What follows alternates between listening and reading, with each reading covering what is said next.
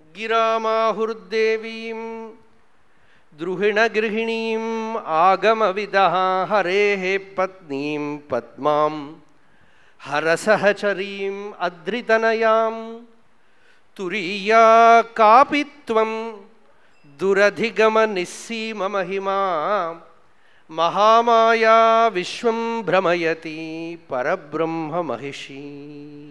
அவ யாரு? சரஸ்வதி சொல்றா, லக்ஷ்மின்னு சொல்றா, பார்வதின்னு சொல்றா. துரியா காபித்வம், அந்த சதுர்த்தம் ஜாகிரத் சொப்பனம் சுஷுப்தி எல்லாத்துக்கும் சாட்சியா இருக்கிற வஸ்து.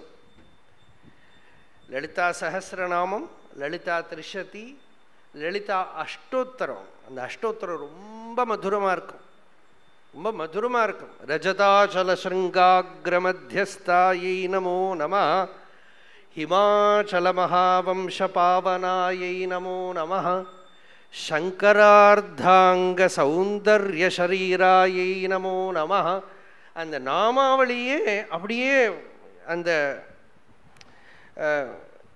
சந்தோபத்தமாக இருக்கும். இப்போ லலிதா சஹஸ்ரம்னா ஒவ்வொரு இடத்துல ஒவ்வொரு விதத்துல தான் பிரிச்சுக்கணும். ஆனால் லலிதா அஷ்டோத்தரம் நாமாவளியே. அதுவும் பார்த்தீங்கன்னா ஜாகிரத் சொப்ன சுஷுப்தீனாம் சாட்சி பூத்தே நமோ நம அப்படின்னு ஒரு நாமா.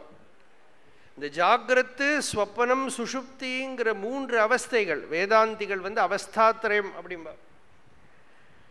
அந்த அவஸ்தாத்ரயத்துக்கும் சாட்சியா ஆதாரமா இருக்கக்கூடிய துரியம். அதனாலேயே சௌந்தரிய லஹரியில அம்பாளை துரியா காபித்வம், யாரோ நீ யாருன்னு தெரியல எனக்குமா,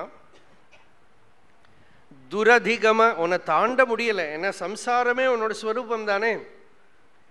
நிஸ்ஸீம மகிமா மகாமாயா விஸ்வம் பிரமயதி பரபிரம்ம மகிஷி. அம்பாள் பரபிரம்மத்துக்கு பரமேஸ்வரனுக்கு மகிஷினா ராணி, பத்னி, அவருடைய சக்தி.